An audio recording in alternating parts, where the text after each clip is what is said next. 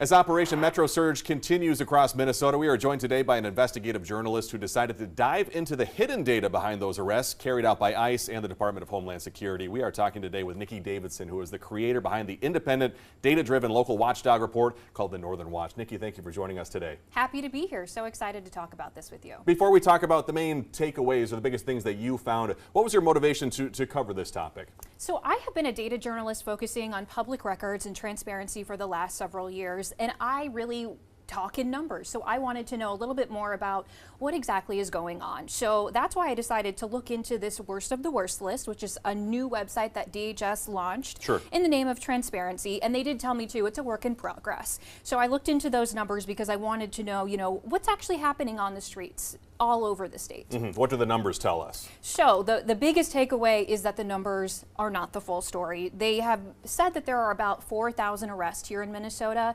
The worst of the worst, even now after being updated, has about 500 names. So that's only about 12% of the arrests. So what's really interesting for me is that we don't know about a lot of the arrests that have occurred. And you had these conversations, or you've gotten word from, the federal level, state level, local level potentially. What did they tell you? I did reach out to St. Louis County and Douglas County for two people that were listed as arrested in Duluth. And I didn't get much more clarity from that because they told me that they didn't have a record of history with either of those individuals. So there's so many questions, and I guess that's the big thing. And when it comes to our Northland jails and prisons, that was on your interactive map that our viewers should definitely check out. What did you learn that was happening at the prison in Sandstone or even the Douglas County Jail in Superior? Yeah, when I was first compiling all of this data, I noticed Moose Lake, Sandstone, there were big amounts of arrests there, which interested me because we know that those are more rural areas. Right. And then you look at the map and realize that's where there are federal and state prisons. And the Department of Corrections, the Minnesota Department of Corrections, did come out about a week ago confirming that a lot of the arrests on the worst of the worst were prison transfers. Gotcha.